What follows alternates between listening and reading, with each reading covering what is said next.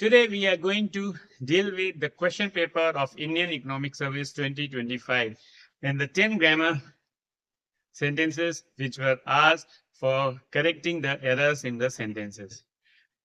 We will carry on the series of dealing with all the different kinds of exams, the grammar rules, the vocabulary, the idioms and phrases, whatever English related questions are asked, we will gradually deal in short episodes so that you can keep learning and keep getting better and ready for any kind of competitive examination.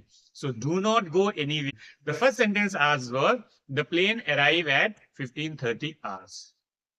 The plane arrived at 15:30 hours. Right? So there is an error in the use of the verb arrive. Why is there an error? Because the tense used here is not correct. Either we can use present tense or we can use past tense. None of it is used. We can use the plane arrives at 15:30 hours or use past tense, the plane arrived at 15:30 hours. At least one tense has to be used, isn't it? So there lies the error. Question number second, you look at though you are distracted. Where is the error? The error lies in the use of the word at.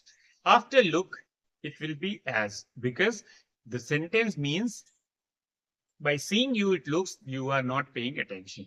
So we will be making use of the word as. So the correct answer will be you look as though you are distracted. Instead of saying you look as though you are distracted. Understood? He has visited Agra. Has he? Where lies the error?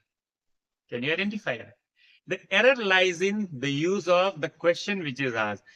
The rule of such kind of sentence is that whenever a positive sentence is asked and the question is asked in the same tense after it, the question has to be negative. Understood? That is the rule. So if we are saying he has visited Agra, the question has to be hasn't he, not has he. When the sentence is positive, the question has to be negative. And vice versa. This is the rule of the sentence. So there lies the error. Understood? Fourth sentence of the day of Indian Economic Service 2025. I have wept a million tears. Where lies the error? The error lies in the use of the tense. Since perfect tense is used, so the verb has to be in perfect. That is third form of the verb has to be used. So the correct sentence will be, I have wept a million tears. I have wept a million tears. Understood? We had more freedom than many kids today. Where lies the error? The error lies in the last part of the sentence. The sentence is telling about the past and is comparing it to the present. So when it is comparing to the present, a verb has to be used in the sentence. We had more freedom than many kids today have will be the answer. Means हमारे समय में ज़्यादा freedom थी. We had more freedom than many kids today have. So there lies the error in the sentence. Understood? Sixth sentence of the day. He has been living in Delhi for 1990. Where lies the error?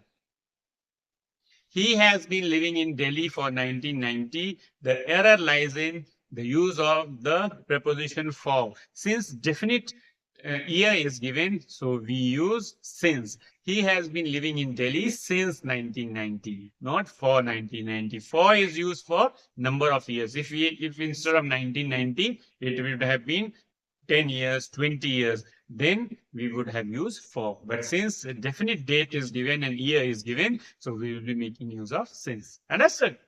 See the sentence. Where is the boy about which you were speaking? Where is the boy about which you were speaking? Where is the error? The error lies in the use of the word which. The where is the boy about? Since we are talking about the boy and boy is a person, so the interrogative pronouns or the question words which we call at are used accordingly. If we are talking about the person, we use who or whose or whom, and which is used for non-living things. So according to that rule, the answer will be where is the boy about whom you were speaking? Where is the boy about whom you were speaking, not about which you were speaking. I hope you identified the error, learned the mistake. Next, sentence number 8.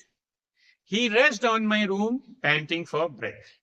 He rushed on my room, panting for breath. means he came running and he was gasping for breath. This is panting for breath. Understood? This is the meaning of panting, gasping for breath, not able to breathe properly. So where lies the error? The error lies in the use of the preposition after rushed.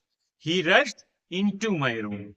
It should be. He rushed into my room. Means he came running into my room and was gasping for breath. That will be the correct answer of this sentence.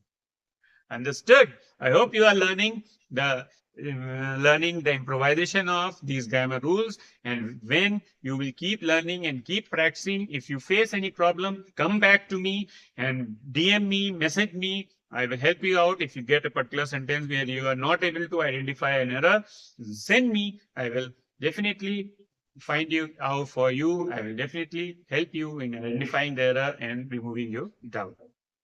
Okay. Next sentence, nobody except you know the truth. Nobody except. So the error lies in the use of the word except. Except means taking something, accepting something, receiving something. So the use of the word ACCEPT is wrong. It should be EXCEPT. Means is nobody except you know the truth. The truth is known by nobody else but you. So we will be making use of the word EXCEPT, not ACCEPT. Understood?